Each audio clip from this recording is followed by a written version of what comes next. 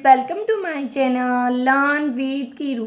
आज हम पढ़ेंगे प्रिंसिपल ऑफ मैनेजमेंट के बारे में कि प्रिंसिपल ऑफ मैनेजमेंट क्या होता है। तो जो प्रिंसिपल ऑफ मैनेजमेंट है ना, वो गाइडलाइंस होते हैं, एक टाइप से कहें तो, जो हेल्प करते हैं किसी भी मैनेजर की, जो भी मतलब कंपनी वगैरह हो, ऑर्गेनाइजेशन वगैरह हो, या कोई नॉन बिजनेस ऑर्गेनाइजेशन हो, उनकी डिसीजंस वगैरह लेने में। तो देखो, जो हमारा प्रिंसिपल ऑफ मैनेजमेंट है वो क्या कहता है, ये ब्रॉड और जनरल गाइडलाइंस होती हैं जो डिसीजन मेकिंग में हेल्प करती हैं, ठीक है, और जो मैनेजर होता है उसके बिहेवियर में। ठीक है, हमें पता है कि जो बिजनेस होता है उसमें बहुत सारी प्रॉब्लम्स आती हैं, ठीक है, और जो मैनेजर होता है अगर उन्हें उन प्रॉब्लम को सोल्व करना है तो टाइमली डिसीजन लेना जो बहुत ज़्यादा ज़रूरी होता है। और ये कब हो सकता है, जब उसे टाइमली गाइडेंस मिले, ठीक है, उसके पास सही इन्फॉर्मेशन अवेलेबल हो, तो उसमें हमारी हेल्प कौन करता है, प्रिंसिपल ऑफ मैनेजमेंट। तो यहाँ पे हमें एक डेफिनेशन दे रखी है प्रिंसिपल ऑफ मैनेजमेंट के ऊपर।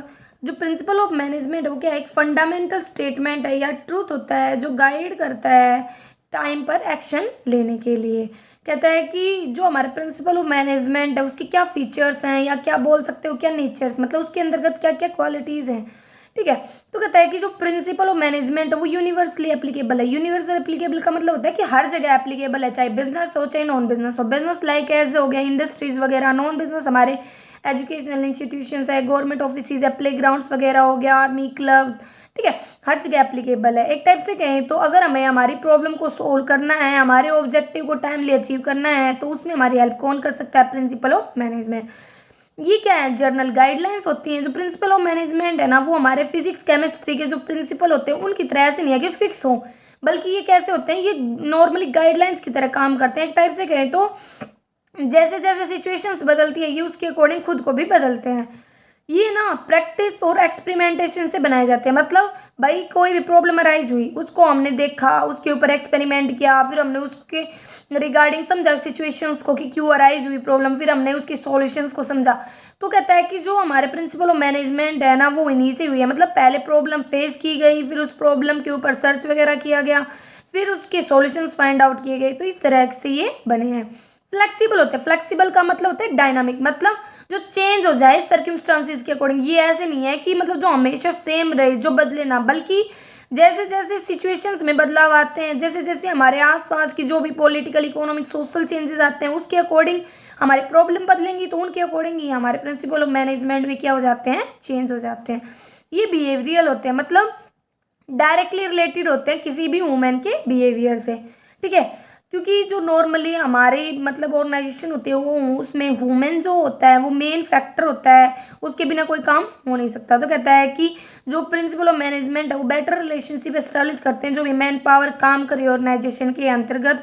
एक टाइम से कहें तो जो वुमेन है और जो हमारे ऑर्गेनाइजेशन के रिसोर्सेज वगैरह उनके बीच में अच्छे रिलेशन एस्टेब्लिश करते हैं। कैसे, अब आप देखो, अगर हमारे पास अच्छी मशीनें हैं और अच्छे रिसोर्सेज वगैरह अच्छी क्वालिटी के, लेकिन जो हमने एम्प्लॉयज़ हायर किए हैं उनको उन मशीनों को ऑपरेट करना नहीं आता है, तो क्या उस मशीनों की हम इफ़िशिएंसी का फ़ायदा उठा पाएंगे, उन क्वालिटी का हम फ़ायदा उठा पाएंगे, नहीं।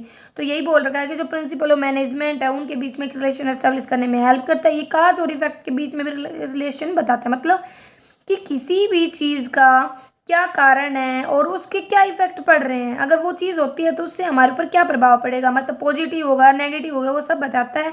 और कंटीजेंट, कंटीजेंट का मतलब होता है कि जो मतलब भाई आकस्मिक बोल देते हैं हिंदी में, कि मतलब जो अनसर्टेन हो, ठीक है। तो कहता है कि जो प्रिंसिपल ऑफ मैनेजमेंट है वो फिक्स नहीं है, परमानेंट नहीं है। ये ना जो भी सिचुएशंस वगैरह होते हैं उसके अकॉर्डिंग क्या होते हैं, अफेक्ट होते हैं, उनके अकॉर्डिंग बदलते रहते हैं, ठीक है। तो यही बोल रखा है कि ये कैसे हैं, ये जो भी अनसर्टेनिटीज़ वगैरह आती हैं उसके अकॉर्डिंग चेंज होते हैं। अब बात आती है कि जो हमारे प्रिंसिपल ऑफ मैनेजमेंट है उसकी क्या इंपॉर्टेंस है, क्या क्या सिग्निफिकेंस है। सिग्निफिकेंस मतलब क्या महत्व है उसका हमारे लिए। तो हमें पता है कि principle of management pre determined solutions होते हैं, जो भी प्रॉब्लम वगैरह कर हो रही है उनको सॉल्व करने के लिए। तो इसकी बहुत सारी सिग्निफिकेंस होती हैं, एक टाइप से कहते हैं बहुत सारे फायदे होते हैं। क्या क्या, एक तो इंसाइट प्रोवाइड करता है मैनेजर्स को, मतलब नॉलेज देता है उन्हें कि भाई कोई भी सिचुएशन है वो कैसे अकर हो रही है, उसमें मिस्टेक्स वगैरह कर हो रही हैं, तो उनको अवॉइड करने में कि दोबारा से वो मिस्टेक ना हो, इन चीज़ों पर ये फोकस करने में हमारे मैनेजर्स की हेल्प करता है। ये जो भी रिसोर्सेज वगैरह होते हैं उनके ऑप्टिमम यूटिलाइजेशन में भी हेल्प करता है, क्योंकि हर ऑर्गेनाइजेशन होती है उसके फिजिकल और ह्यूमन दोनों प्रकार के रिसोर्सेज होते हैं, और जो फंक्शन होता है मैनेजमेंट का वो अकेले से तो हो नहीं सकता, तो दोनों के बीच में कोऑपरेशन एस्टेब्लिश करना और उनका ऑप्टिमम यूटिलाइजेशन करने में हेल्प करता है। साइंटिफिक डिसीजन, साइंटिफिक का मतलब होता है बैलेंस डिसीजन। जो प्रिंसिपल ऑफ मैनेजमेंट है ना, वो मैनेजर्स को क्या करते हैं, नेसेसरी ट्रेनिंग वगैरह दे देते हैं, अच्छे डिसीजंस ले पाए। मीटिंग चेंजिंग इन्वायरमेंटल रिक्वायरमेंट, मतलब हमें पता है हमारा इन्वायरमेंट कैसा होता है, अनसर्टेन होता है, जिसमें पॉजिटिव नेगेटिव फेवरेबल अनफेवरेबल दोनों सिचुएशंस होती हैं। तो कहता है कि जो प्रिंसिपल ऑफ मैनेजमेंट होता है वो हमें इन्वायरमेंट में जो चेंजेस आ रहे हैं उनको पूरा करने में हेल्प करता है, क्योंकि जो हमारे प्रिंसिपल ऑफ मैनेजमेंट्स होते हैं वो फ्लेक्सिबल हैं, जो भी सर्कमस्टांसिस होती हैं उनके अकॉर्डिंग वो क्या हो जाते हैं, चेंज हो जाते हैं। तो ये हमें हेल्प करता है कि जो भी चेंजिंग सिचुएशंस हैं उनको सही टाइम पर फुलफिल करता है। जो भी सोशल रिस्पॉन्सिबिलिटी वगैरह होती है, जो प्रिंसिपल ऑफ मैनेजमेंट है ना, वो इफिशियंसी बढ़ा देता है जो भी मैनेजर्स वगैरह है, और उनको है ना इनेबल करता है कि मतलब उसको इस योग्य बनाता है कि वो अपनी जो भी रिस्पॉन्सिबिलिटीज वगैरह हैं सोसाइटी की तरफ उनको टाइम पर पूरा कर पाएँ। ठीक है, ताकि भाई जैसे सोशल रिस्पॉन्सिबिलिटी, अच्छी क्वालिटी के प्रोडक्ट वगैरह उन्हें कम कॉस्ट में प्रोवाइड करना। कहते हैं कि जो मैनेजमेंट है, ट्रेनिंग एजुकेशन है रिसर्च, तो जो हमारे प्रिंसिपल ऑफ मैनेजमेंट है वो ट्रेनिंग एजुकेशन और रिसर्च वगैरह देने में भी हेल्प करते हैं, उनकी थियोरेटिकल और प्रैक्टिकल नॉलेज को बढ़ाने में भी हेल्प करते हैं।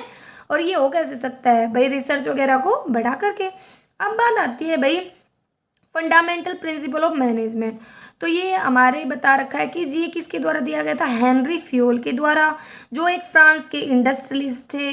ठीक है, इन्होंने 14 प्रिंसिपल दिए थे, उनकी एक बुक थी जिसके अंतर्गत उन्होंने इसको एक्सप्लेन किया था, जर्नल एंड इंडस्ट्रियल मैनेजमेंट। उन्होंने ना प्रिंसिपल और एलिमेंट में डिफरेंस बताया। भाई जो प्रिंसिपल होते हैं वो तो भाई फंडामेंटली ट्रू होते हैं, और है ना जो कोज एंड इफेक्ट होता है उसके बीच में रिलेशनशिप बताते हैं, जबकि जो एलिमेंट्स होते हैं वो ना फंक्शंस की तरफ हमारा पॉइंट लेके जाते हैं कि भाई क्या क्या काम है। ठीक है, तो जो प्रिंसिपल ऑफ मैनेजमेंट है उसमें फ्यूल ने 2 चीज़ों पर ध्यान दिया। एक तो ये कि जो प्रिंसिपल ऑफ मैनेजमेंट है ना उनकी लिस्ट बनानी चाहिए, मतलब कि भाई वही प्रिंसिपल हों जो ना तो लंबे हो और जो सजेस्टिव हों। ठीक है, और जो है ना मतलब जो भी सिचुएशंस वगैरह हैं उन पर एप्लीकेबल हों, अच्छे से एक्सप्लेन करे। एक टाइप से कहें तो जो भी रिक्वायरमेंट्स होती है किसी भी सिचुएशन के लिए उनको समझने में हमारी हेल्प करें। जबकि दूसरी ये बात सोचते थे कि जो प्रिंसिपल ऑफ मैनेजमेंट है वो फ्लेक्सिबल होने चाहिए, मतलब रिगिड नहीं होने चाहिए, ऐसे ना हो कि जिनको बदल ही ना सके, जो भी इन्वायरमेंट में बदलाव आ रहे हैं उनके अकॉर्डिंग। तो इस तरह से इन्होंने 14 प्रिंसिपल दिए थे। अब हम पढ़ते हैं कि कौन कौन से प्रिंसिपल है। तो पहला है डिवीजन ऑफ वर्क। डिवीजन का मतलब क्या होता है, बांटना। तो कहते हैं कि एक ऑर्गेनाइजेशन होती है उसमें बहुत सारे काम होते हैं, बहुत सारे एम्प्लॉयज होते हैं, तो ऐसा नहीं होना चाहिए कि सारा काम एक इंसान को दे दिया जाए। कह रहा है कि जो काम है ना उसको बांटना चाहिए, मतलब छोटे छोटे पार्ट्स में बांटना चाहिए, और इस तरीके से असाइन करना चाहिए हर इंडिविजुअल को कि जिसकी उसे नॉलेज हो। ठीक है, उसकी एबिलिटी, उसके टेस्ट के अकॉर्डिंग। इससे क्या होगा, स्पेशलाइजेशन वगैरह बढ़ेंगी, क्योंकि जिस इंसान को जिसकी नॉलेज होगी और बार बार उसी काम को करेगा तो उसकी एफिशिएंसी बढ़ेगी, उसकी जो टाइम पहले वो लेता था उसको कम में कर पाएगा, उससे कम टाइम में कर पाएगा, तो स्पेशलाइजेशन वगैरह ऑब्टेन हो सकती है, वर्कर्स की एफिशिएंसी बढ़ सकती है। Authority and responsibility. अथॉरिटी क्या होती है, अथॉरिटी होती है पावर डिसीजन वगैरह लेने की, जबकि रिस्पॉन्सिबिलिटी होती है ड्यूटी की, किसी काम को पूरा करने की। तो कहता है कि अगर किसी एम्प्लॉयज़ को रिस्पॉन्सिबिलिटी दी जाती है ना तो उसे अथॉरिटी भी देनी चाहिए। ऐसा नहीं है कि रिस्पॉन्सिबिलिटी दे दी, क्योंकि कई बार क्या हो जाता है कि काम को पूरा करने के लिए मतलब जो भी हमारे एम्प्लॉयज़ वगैरह होते हैं उनके पास पावर का होना जरूरी होता है डिसीजन की। तो यही बोल रखा है कि जो अथॉरिटी एंड रिस्पॉन्सिबिलिटी होती है ना वो क्या होनी चाहिए, हैंड इन हैंड होनी चाहिए, मतलब एक साथ होनी चाहिए। ठीक, इससे क्या होगा, टारगेट अचीव हो पाएंगे, एम्प्लॉयज़ को कॉन्फिडेंस बढ़ेगा, हाँ भाई हमें पावर वगैरह भी दी गई है।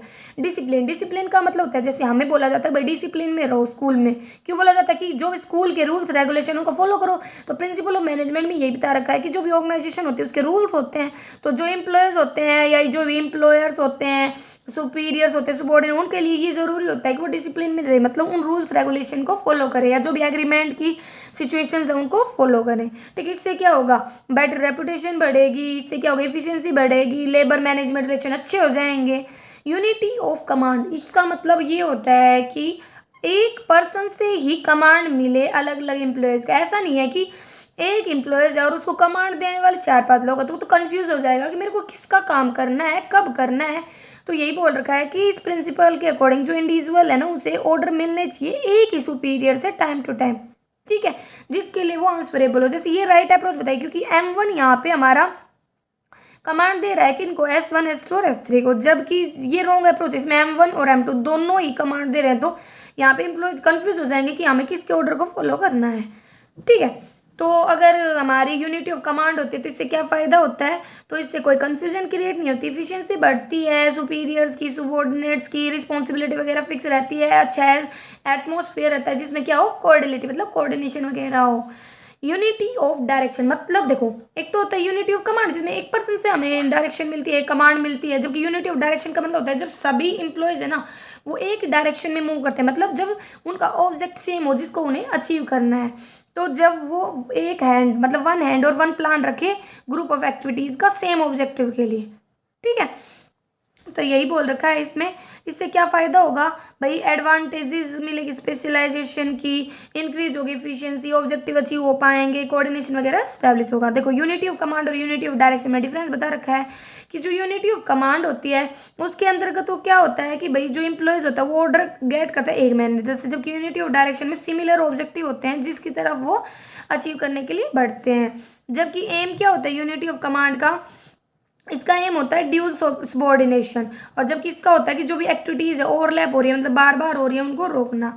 इसके क्या प्रभाव होते हैं कि ये अफेक्ट करता है इंडिविजुअल एम्प्लॉयज़ को, जबकि ये पूरी ऑर्गेनाइजेशन को अफेक्ट करके चलता है, क्योंकि एक डायरेक्शन है ना उसमें पूरी ऑर्गेनाइजेशन इन्वॉल्व हो जाती है जब ऑब्जेक्टिव की बात आती है। अब बात आती है subordination of individual interest to general interest, मतलब आप ऑर्गेनाइजेशन में काम कर रहे हो, आप उसका एक पार्ट हो, तो बात आती है कि आप अपने इंडिविजुअल मतलब खुद के इंटरेस्ट से पहले किसको इंपॉर्टेंस दो, ऑर्गेनाइजेशन के इंटरेस्ट को, ना कि आप खुद का मतलब फ़ायदा देखो। तो यही बोल रखा है कि जो इंटरेस्ट होता है ना ऑर्गेनाइजेशन को उसको प्रायोरिटी देने की इंडिविजुअल इंटरेस्ट की वजह। जैसे यहाँ पे एक एग्जांपल दे रखा है, एक मैनेजर था, उसने क्या किया भाई ना, उसका बेटा था जो सप्लायर वगैरह था मतलब सामान वगैरह सप्लाई करता था, उसने क्या किया ऑर्गेनाइजेशन के जो रॉ मटेरियल वगैरह थे उनको बहुत ज़्यादा हायर प्राइसेस में अपने बेटे से खरीद लिया। इससे उसका तो इंडिविजुअली फ़ायदा हो गया, लेकिन ऑर्गेनाइजेशन को क्या हो गया, लॉस हो गया। तो इसके पॉजिटिव इफेक्ट क्या पड़ते हैं भाई, अगर हम है ना हमारे जो भी ड्यूटी है उसको पहले इंपॉर्टेंस देते तो ह्यूमैनिटी ऑब्जर्व होती है, प्रॉफिट हर किसी को होगा, अगर ऑर्गेनाइजेशन को प्रॉफिट होगा, ऑर्गेनाइजेशन के ऑब्जेक्टिव को टाइमली अचीव किया जा सकता है, कोऑर्डिनेशन वगैरह बनेगा। रिम्यूनरेशन टू एम्प्लॉयज़, रिम्यूनरेशन का मतलब क्या होता है कि कोई काम करने के बदले जो एम्प्लॉयज़ कमाता है वो उसका रिम्यूनरेशन कहलाता है, तो फेयर रिम्यूनरेशन मिलनी चाहिए, जितना उसने काम किया उसके बदले इतनी तो हो कि उसका स्टैंडर्ड ऑफ लिविंग मेंटेन रहे। इससे क्या होगा, सेटिस्फेक्शन बढ़ेगा, स्पिरिट ऑफ डेडिकेशन डेवलप होगी, लेबर टर्नओवर रेट में डिक्लाइन होगा। सेंट्रलाइजेशन एंड डिसेंट्रलाइजेशन का मतलब देखो, सेंट्रलाइजेशन का मतलब होता है सेंटर, हम भाई पता है भाई ये किसी चीज़ का सेंटर मतलब जब पावर किसी एक पर्सन के हाथ में होती है, और डिसेंट्रलाइजेशन मतलब जब हर किसी को है ना पावर दी जाए, मतलब जब भी डिसीजन वगैरह लिया जाए तो टॉप मैनेजमेंट अकेले डिसीजन ना ले, बल्कि जो इम्प्लॉयज़ वगैरह हैं उनको भी पार्टिसिपेट करवाए, उनसे भी डिसीजंस मांगे, उनसे भी व्यूज़ मांगे उनके। तो इससे क्या होगा, वर्कलोड कम होगा सुपीरियर्स का, बेटर क्विक डिसीजंस लिए पाएंगे, और सुबॉर्डिनेट्स है उनमें इनकरेजमेंट बढ़ेगा, मतलब वो मोटिवेट होंगे। स्केलर चेन मतलब चेन आ गया, मतलब जो एक चेन में चलता है, तो कहता है कि ये रेफर करता है फॉर्मल लाइन ऑफ अथॉरिटी और कम्युनिकेशन को जो हाईएस्ट से लोवेस्ट मतलब एक लाइन में मूव करती है। और फेवल का ओपिनियन था कि जो चेन है ना उसको स्ट्रिक्टली फॉलो करना चाहिए, मतलब ऐसा नहीं है कि कभी कोई डिसीजन ले रहा है, कभी पावर कैसे मूव कर रही है, कभी कोई अथॉरिटी है, ऐसे नहीं होना चाहिए, बल्कि वो एक स्पेसिफाइड मैनर में मूव होना चाहिए। ठीक है, या तो टॉप से बॉटम या बॉटम से टॉप, एक स्ट्रेट लाइन में, कोई स्टेप है ना उसे हमें छोड़ना नहीं चाहिए। जैसे यहाँ पे बता रखा है फ्यूल लेडर के बारे में कि इसने ना लेडर डबल लेडर बताई है, डबल चेन कैसे, देखो यहाँ पे हमें दिखा रखी है कि ए से जी तक या ए से क्यू तक, ये तो हमारी डबल लेडर बता रखी है। अगर हमें ना जी को अगर डी से मतलब कॉन्टेक्ट करना है ना तो उसे एफ के पास जाना पड़ेगा, एफ से ई और फिर डी के पास। ठीक है, तो ऐसे मूव होगा। और यूटिलिटी का तो मतलब यही होता है, क्लियर सिस्टम होता है अथॉरिटी और कम्युनिकेशन का, तो प्रॉब्लम इजीली सॉल्व हो जाती हैं। फिर आता है गैंग प्लैंक। गैंग प्लैंक का मतलब होता है कि डायरेक्ट कॉन्टैक्ट एस्टेब्लिश करना, तो ये तभी हो सकता है जब है ना एम्प्लॉयज है ना सेम रैंक पे हो, सेम लेवल पे हो। ठीक है, तो this concept was develop to establish a direct contact with the employees of equal rank, जिनकी रैंक इक्वल है इमरजेंसी के टाइम पर। ठीक है, ऐसा नहीं हो सकता कि एफ ओ से एस्टेब्लिश कर ले, बल्कि एफ पी से एस्टेब्लिश कर सकता है, क्योंकि उनका लेवल क्या है, सेम है। ठीक है, अब बात आते हैं इससे फायदे क्या हैं, तो भाई ऑर्डरली इन्फॉर्मेशन फ्लो होती है, अच्छे रिलेशन वगैरह एस्टैब्लिश होते हैं, क्विक सॉल्यूशन हो जाता है। ऑर्डर, ऑर्डर का मतलब होता है कि राइट पर्सन को राइट जॉब मिले, और जो भी रिसोर्सेज जिनकी जहाँ रिक्वायरमेंट है वो वहीं पर रहे। जैसे जो चौक होते हैं, डस्टर होते हैं, वो हमारे स्कूल के लिए ज़रूरी होते हैं, स्कूल में काम आते हैं। अगर वो हॉस्पिटल में होंगे तो क्या उनका कोई यूज़ है? तो सही जगह पे हो। एक ही इंसान, उसे कंप्यूटर की अच्छी नॉलेज है, लेकिन उसे मतलब कोई ऐसा काम दे दिया जाए जिसकी उसे नॉलेज नहीं है, तो क्या उसका हम जो भी नॉलेज उसका फ़ायदा ले सकते हैं? नहीं। तो यही बोल रखा है कि ऑर्डर के प्रिंसिपल के अकॉर्डिंग राइट पर्सन को राइट जॉब मिले और राइट चीज़ है ना वो राइट प्लेस पर रहे। मतलब हमें पता है दो ही प्रकार के ऑर्डर होते हैं, एक मेटेरियल और एक सोशल। मेटेरियल मतलब जो भी फिजिकल रिसोर्सेज वगैरह है, और सोशल में जो भी हमारे ह्यूमन रिसोर्सेज वगैरह है। इससे क्या होगा? अच्छे से यूटिलाइजेशन हो जाएगा, कोई भी लॉस नहीं होगा टाइम का और रिसोर्सेज का, और बेटर डिसिप्लिन रहेगा। फिर बात आती है इक्वलिटी। इक्वलिटी का मतलब होता है कि फेयर ट्रीटमेंट किया जाए जितने भी सुबॉर्डिनेट्स होते हैं ऑर्गेनाइजेशन में, मतलब हर किसी को इक्वल अपॉर्चुनिटी मिले, इक्वल ट्रीटमेंट मिले। ऐसा नहीं है कुछ एम्प्लॉयज़ थे भाई, वो है ना मतलब क्या कर रहे थे, एम्प्लॉयर की चापलूसी बोल देते हैं, जैसे भाई उसकी हाँ में हाँ मिलाने वाला, तो एम्प्लॉयर ने क्या किया, उन्हें अच्छा रेम्यूनरेशन दे दी, उसे ज़्यादा अथॉरिटी दे दिया। ऐसा नहीं होना चाहिए। जैसा एम्प्लॉयज काम करते हैं उन्हें फेयर ट्रीटमेंट हो। और एक एम्प्लॉयज है वो तो भाई अच्छे से काम कर रहा है, अच्छी यूनिट्स बना रहा है, अच्छा प्रोडक्शन में हेल्प कर रहा है, और एक है वो कम प्रोडक्शन में हेल्प करता है। तो ऐसा नहीं होना चाहिए कि दोनों सेम वेजेस मिले, उनके वेजेस में भी डिफरेंस होना चाहिए, क्योंकि जो अच्छा काम करे उन्हें मोटिवेट भी तो करना होगा। अगर कम काम करेगा और फिर भी उसे उतनी वेजेस मिल रही है जिसने ज़्यादा काम किया है, तो ज़्यादा काम करने वाला क्या होगा? डिमोटिवेट होगा। तो यही बोल रखा है सेटिस्फाई रहेगा इससे एम्प्लॉयज। डिवोशन की जो सेंस है वो डेवलप होगी। डिवोशन का मतलब होता है कि भाई आत्मसमर्पण की ऑर्गेनाइजेशन की तरफ भाई काम करने के लिए वो क्या होगा? जागरूक होगा। स्किल्ड एम्प्लॉयज है ना वो अपनी स्किल्स वगैरह को इम्प्रूव कर पाएंगे। अनस्किल्ड एम्प्लॉयज है वो स्किल्स अचीव कर पाएंगे। ठीक है। स्टेबिलिटी का मतलब क्या होता है? पर्सनल की भाई एम्प्लॉयज को बार बार बदलो मत, कि ऐसा नहीं है कि भाई 1-2 महीने एम्प्लॉयज को रखा फिर बदल दिया। इससे क्या होगा? बार बार भाई रिक्रूटमेंट सिलेक्शन करना, फिर एम्प्लॉयज को ट्रेनिंग देना, ऐसे सारे काम करने पड़े जिसमें बहुत ज़्यादा कॉस्ट आती है, टाइम भी जाता है, एम्प्लॉयज का कॉन्फिडेंस भी डिक्रीज हो जाता है। तो यही बोल रखा है कि स्टेबिलिटी से क्या होगा? कॉन्फिडेंस बढ़ेगा, रेपुटेशन बढ़ेगी, वर्कर की स्किल वगैरह बढ़ेंगी, लेस एक्सपेंसेस की जरूरत होगी ट्रेनिंग पर। इनिशिएटिव का मतलब होता है मोटिवेट करना एम्प्लॉयज़ को, मतलब उन्हें अपॉर्चुनिटी देना डिसीजन वगैरह लेने में। ठीक है। इनिशिएटिव में यही बोल रखा है कि इससे क्या होगी? थिंकिंग पावर बढ़ेगी, कोऑपरेशन इंक्रीज होगा। ठीक है। थिंकिंग जो भी सेंस ऑफ अटैचमेंट ऑर्गेनाइजेशन के साथ वो बढ़ेगी। स्प्रिट डी कोप्स, इसका मतलब होता है कोऑपरेशन की फीलिंग डेवलप होना, मतलब कि जो भी एम्प्लॉयज़ वगैरह हैं वो स्पिरिट में, टीम स्पिरिट में काम करें, मिलजुल कर काम करें। जब भी कोई काम की बात आए तो वो वी वर्ड का यूज़ करके हम इसे कर सकते हैं, ना कि आई कि मैं कर सकता हूँ। मैं नहीं आना चाहिए, वी होना चाहिए कि हाँ हम, कोऑपरेशन होना चाहिए। तो जिससे क्या होगा? मोटिवेशन बढ़ेगा, टीम स्पिरिट में कोऑपरेट, जो भी ऑब्जेक्टिव उनको अचीव कर पाएंगे इसलिए, अच्छी रिलेशनशिप वगैरह उनके बीच में एस्टैब्लिश होंगे। तो ये हमारे 14 प्रिंसिपल थे। अब बात आते हैं साइंटिफिक मैनेजमेंट के बारे में। प्रिंसिपल ऑफ मैनेजमेंट हमने पढ़ लिया, बात है साइंटिफिक मैनेजमेंट प्रिंसिपल या टेक्निक। तो जो साइंटिफिक मैनेजमेंट का मेन ऑब्जेक्टिव तो यही था कि वेस्टेज को हटाना और मिनिमम कॉस्ट पर अच्छा प्रोडक्शन अचीव करना। ये हमारे दिए गए थे फेडरिक विंसलो ट्रेलर के द्वारा। जियो है ना उनका मतलब जिन्होंने थोड़े टाइम तक काम किया था 1878 से 1884 में, और उन्होंने एक छोटे से लेबर की पोस्ट से काम करना स्टार्ट किया था और बहुत बड़े चीफ इंजीनियर बन गए थे। उन्होंने ना 1878 में मिडवेल स्टील कंपनी को ज्वाइन किया था, जो यूएसए की एक कंपनी थी, एक लेबर के रूप में। ठीक है। उन्होंने बहुत ज़्यादा हार्डवर्क किया है, डेडिकेशन के साथ काम किया, इसके कारण क्या वो एक बहुत बड़ी पोस्ट पर पहुंच पाए थे थोड़े से टाइम पीरियड में, कम से कम सिर्फ 6 सालों के पीरियड में। जो टेलर है उन्होंने बहुत सारे एक्सपेरिमेंट्स भी किए हैं, बहुत सारे कंक्लूजन्स भी निकाले हैं काम के रिगार्डिंग, और भाई अच्छे अच्छे सजेशंस भी दिए हैं। इससे क्या होता है कि प्रॉब्लम को टाइमली सॉल्व वगैरह कर पाए।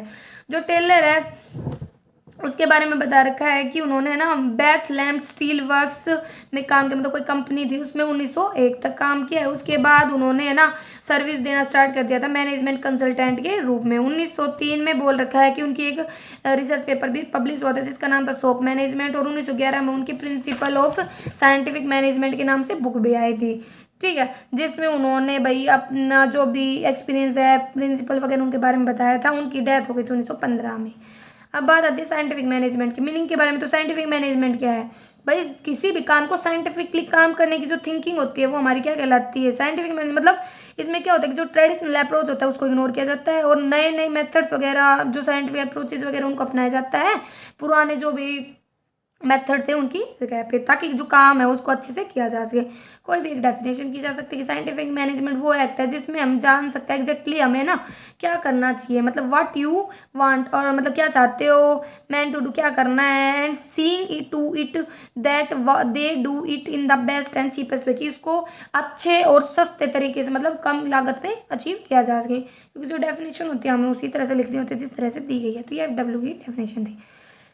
तो यही बता रखा साइंटिफिक मैनेजमेंट में क्या आता है, स्टडी की जाती है हर एक्टिविटी की डिटेल में ये इंश्योर किया जाता है जितनी भी एक्टिविटी ऑर्गेनाइजेशन में वो इकोनॉमिक और इफेक्टिव मैनर में। फीचर्स क्या है भाई, सिस्टमेटिक अप्रोच है, मतलब स्टेप बाय स्टेप काम होना। और मेंटल चेंज लेके आता है। मेंटल चेंज का मतलब होता है कि जो एम्प्लॉयज़ हैं, जो भी ओनर्स वगैरह हैं, वो मिलकर काम करें, उनके बीच में अच्छा कोऑर्डिनेशन हो, ठीक है। मेंटली मतलब उनकी थिंकिंग वगैरह अच्छी हो, ठीक है। डिस्कार्ड करना ट्रेडिशनल मैनेजमेंट को, मतलब जो ओल्ड टेक्निक उसको हटाना, नए नए मेथड्स को अपनाना ताकि इफिशिएंसी बढ़े एम्प्लॉयज़ की, और है ना जो भी ऑर्गेनाइजेशन है वो अपने ऑब्जेक्टिव को टाइमली अचीव कर पाए। स्ट्रिक्ट ऑब्जर्वेंस की जरूरत होती है, मतलब जो रूल्स वगैरह होता है उनको स्ट्रिक्टली ऑब्जर्व करना होता है, उनमें कोई बदलाव वगैरह नहीं किया जाता, क्योंकि ये इनमें बहुत कम चांस होता है एरर के, क्योंकि जो ये प्रिंसिपल होते हैं इनको बहुत ज़्यादा केयरफुल तरीके से एक्सपेरिमेंट करके बनाया जाता है। इंप्रूव करता है इफिशियंसी ऑफ वर्कर्स की, कहता है कि मेन एम क्या है साइंटिफिक मैनेजमेंट भाई, जो इफिशियंसी है वर्कर्स की उसको बढ़ाना। ये कैसे हो सकता है, अलग अलग प्रकार की स्टडी करके, like time study, motion study, fatigue study. अब बात आती है कौन कौन से प्रिंसिपल दिए थे एफ.डब्ल्यू. टेलर ने, तो 4 प्रिंसिपल दिए थे। एक तो साइंटिफिक साइंस है, ना कि रूल ऑफ थंब, मतलब कि पुराने ऐसा नहीं है कि भाई एक ही प्रिंसिपल ले लिया तो उसी पर ही डिपेंड रहे, बल्कि चेंज करते रहो एक्सपेरिमेंट वगैरह के थ्रू, ऐसे प्रिंसिपल ऐसी टेक्निक अपनाते रहो जो ईजियर हो, सिंपल हो, ऑब्जेक्टिव अचीव करने में हेल्प करे। दूसरा है हारमोनी नॉट डिस्कॉर्ड, मतलब कहता है कि जो एटमोस्फेयर है ना वो ऐसा होना चाहिए ऑर्गेनाइजेशन का कि जिससे लेबर और मैनेजमेंट है ना वो एक दूसरे के साथ अच्छे से रहे, दोनों एक दूसरे के लिए जरूरी होते हैं, क्योंकि बिना एम्प्लॉयज़ के ऑर्गेनाइजेशन कुछ नहीं है, ठीक है। वो तो यही बोल रहा है कि उनके बीच में अच्छा कोऑपरेशन होना चाहिए, एक टाइप से कहते हैं मेंटल रिवॉल्यूशन होना चाहिए, ठीक है, क्योंकि इससे क्या होता है उनके बीच में अगर कोई भी कंफ्यूजन वगैरह है ना तो खत्म हो जाएगी। तो यही बोल के समानता है ना कि डिस्कॉर्ड, लड़ाई झगड़ा नहीं होना चाहिए, कोऑपरेशन होना चाहिए, नहीं मतलब खुद पर फोकस नहीं बल्कि मिलजुल कर काम को अचीव करने पर ध्यान होना चाहिए। म्यूचुअल कोऑपरेशन बहुत जरूरी होता है, ठीक है, कि ज्वाइंटली उस स्टैंडर्ड वगैरह एस्टैब्लिश करें और फिर उसको अचीव करने की कोशिश करें। Development of each and every person to his her greater efficiency and prosperity, मतलब इसका अकॉर्डिंग ये दे रखा है जो एफिशिएंसी है ना, जितने भी एम्प्लॉयज होते हैं, पर्सन होते हैं, उसमें हमें ना भाई ये देख लेना चाहिए कि किस एम्प्लॉय में क्या क्वालिटी है, उसी के अकॉर्डिंग उसका सिलेक्शन वगैरह किया जाना चाहिए, ठीक है, ताकि राइट पर्सन को राइट जॉब मिले उसके इंटरेस्ट और एबिलिटी के अकॉर्डिंग। अब बात आती है भाई हमें प्रिंसिपल पता चल गए, ठीक है, लेकिन साइंस कौन कौन सी टेक्निक है जिनका हम यूज कर सकते हैं इन प्रिंसिपल को लगाने के लिए। तो पहला बता रखा है फंक्शनल फोरमेंसी। फंक्शनल फोरमेंसी में ये बता रखा है ये ऐसी टेक्निक होती है साइंटिफिक मैनेजमेंट की जो ना जो भी रिसोर्सेज वगैरह जो भी हमारे प्रिंसिपल वगैरह है उनके फुल यूटिलाइजेशन पे फोकस करता है। एफ.डब्ल्यू. टेलर ने फंक्शनल फोरमेंसी के बारे में बताया था, कहता है कि ये बेस्ड है इस प्रिंसिपल के किसके ऊपर, स्पेशलाइजेशन के प्रिंसिपल पे, कि जो भी मतलब एक्सपीरियंस वगैरह है अलग अलग एक्सपर्ट्स का उसके अच्छे से यूटिलाइजेशन हो। इसमें जो भी काम वगैरह होता है ना उसको बहुत छोटे छोटे पार्ट में बांट दिया जाता है और एक्सपर्ट्स को असाइन कर दिया जाता है ताकि हम उसका फायदा ले पाएं। इसके अंतर्गत डिवीजन ऑफ वर्क को 2 पार्ट में किया जाता है, एक प्लानिंग और एक प्रोडक्शन। जैसे यहाँ दिखा रखा है प्लानिंग ऑफिसर और प्रोडक्शन, जिनमें 4 है ना पर्सन को अपॉइंट किया जाता है। प्लानिंग डिपार्टमेंट प्लानिंग से रिलेटेड डिसीजन लेता है, जो कि प्रोडक्शन जो हमारी प्रोडक्शन वगैरह करने में हेल्प करता है। तो अब हम इनके बारे में पढ़ते हैं। कहता है कि प्लानिंग डिपार्टमेंट तो जो रूट कलर होगा वो क्या करेगा भाई, सीक्वेंस चेक करेगा, जो भी पर्टिकुलर वर्क वगैरह है वो उसको स्पेसिफाई करेगा कि किसी काम को कैसे करना है, क्या क्या स्टेजेस होंगी, कैसे काम पूरा होगा, ठीक है। जो इंस्ट्रक्शन कार्ड कलर होता है वो प्रिपेयर करता है इंस्ट्रक्शन कार्ड्स को और उन्हें गैंग बॉस को दे देता है। और गैंग बॉस क्या करता है, जो भी इंप्लॉयज वगैरह उन्हें दे देता है उनके काम के अकॉर्डिंग, ताकि इंप्लॉयज को क्लियर हो कि काम कैसे करना है, क्या क्या जरूरी चीज़ें हैं। टाइम एंड कॉस्ट कलर जो किस पर फोकस करता है, टाइम और कॉस्ट पर, कि भाई जो भी काम वगैरह है वो टाइमली पूरा हो रहा है या नहीं, अगर टाइमली पूरा हो जाता है तो सही है, नहीं होता है तो वो रीजन वगैरह फाइंड आउट करता है कि क्या कारण थे। डिसिप्लिन ऑफिसर ये चेक करता है कि जो रूल्स वगैरह है, रूल्स रेगुलेशन है वो अच्छे से फॉलो या नहीं, मतलब जो काम है वो डिसिप्लिन मैनर में हुआ है या नहीं। गैंग बॉस देखो हमें पता है कि ऑर्गेनाइजेशन होती है उसमें बहुत सारे एम्प्लॉयज होते हैं तो उनको है ना ग्रुप्स में बांट दिया जाता है, तो ग्रुप का एक लीडर होगा तो उसी को क्या बोला जाता है, गैंग बॉस। स्पीड बॉस का मतलब जो स्पीड पर फोकस करता है कि काम है ना टाइमली पूरा हुआ है नहीं, जो भी हमने मतलब सोचा था उस स्पीड के अकॉर्डिंग हुआ है नहीं, अगर नहीं हुआ है तो क्या रीजन है वो सब फाइंड आउट करता है। रिपेयर बॉस अगर मशीन वगैरह में किसी टूल्स वगैरह में कोई प्रॉब्लम आती है तो उसको दूर करने में हेल्प करता है, क्योंकि रिपेयर का मतलब क्या होता है, रिपेयर करना, किसी चीज़ को सही करना। और इंस्पेक्टर जो इंस्पेक्ट करता है चीज़ों को, प्रोडक्शन को, क्वालिटी वगैरह कंपेयर करता है स्टैंडर्ड्स के साथ, कोई डिफरेंस हो तो उनको फाइंड आउट करता है और टाइमली एक्शंस लेता है। स्टैंडर्डाइजेशन ऑफ वर्क में क्या होता है कि स्टैंडर्ड सेट करके चला जाता है अलग अलग एक्टिविटीज़ का और उससे कंपेयर करके ये पता किया जाता है कि बाद में कि हमारा काम उस स्टैंडर्ड के अकॉर्डिंग हो रहा है या नहीं। तो ऑब्जेक्टिव क्या है स्टैंडर्डाइजेशन की, भाई गिवन लाइन ऑफ प्रोडक्ट को ना रिड्यूस करना, किस तक, फिक्स टाइप तक, साइज तक, फीचर्स तक। इंट्रोड्यूस करना मैन्युफैक्चरिंग ऑफ आइडेंटिटी, मतलब सिंपल आइडेंटिकल प्रोडक्ट होना कि बार बार अलग प्रोडक्ट हो। क्वालिटी स्टैंडर्ड्स इंश्योर करना कि क्वालिटी अच्छी हो। परफॉर्मेंस स्टैंडर्ड एस्टैब्लिश करना कि कुछ जितने भी मैन है मशीन है वो अच्छे से काम कर रहे हैं या नहीं। सिंप्लीफिकेशन का मतलब होता है कि जो भी अननेसेसरी कन्फ्यूजन होती है ना, मतलब प्रोडक्ट के टाइप में, क्वालिटी में, साइज में, उसको खत्म करना, सिंपल लेके आना। जैसे भाई हम शूज़ लेने जाते हैं तो कैसे होते हैं भाई, 1 नंबर का 2 3 4, ना कि 1.1 1.25 1.3, इससे तो बहुत ज़्यादा कन्फ्यूजन क्रिएट हो जाएगी। तो यही होता है, ये एक ऐसी टेक्निक है जिसमें जो अननेसेसरी टाइप्स होते हैं, वेट्स होते हैं, क्वालिटीज़ होते हैं, उनको खत्म किया जाता है और सिंपल प्रोसीजर अपनाया जाता है। इसके क्या ऑब्जेक्टिव है भाई, effecting economy in the use of machine, की मशीन्स को अच्छे से यूज़ कर पाते हैं, लेबर कॉस्ट को कम करने में, स्पेशलाइजेशन अचीव करने में हेल्प करता है, स्टाफ में भी इकोनॉमी लेके आता है। मेथड स्टडी मतलब जो आइडेंटिफाई करता है, एक सुटेबल वे फाइंड आउट करता है किसी भी काम को करने का, और ये कैसे हो सकता है, प्रोसेस चार्ट और ऑपरेशन रिसर्च टेक्निक्स का यूज करके। मोशन स्टडी क्या होता है, ये रेफर करता है वो टेक्निक जो स्टडी करता है मूवमेंट जो ज़रूरी होते हैं किसी भी काम को करने के लिए, ठीक है। इसके लिए जो मूवी कैमरा वगैरह होता है ना, उसका यूज़ किया जाता है ताकि जो अननेसेसरी एक्टिविटीज़ वगैरह उनको इग्नोर किया जाए।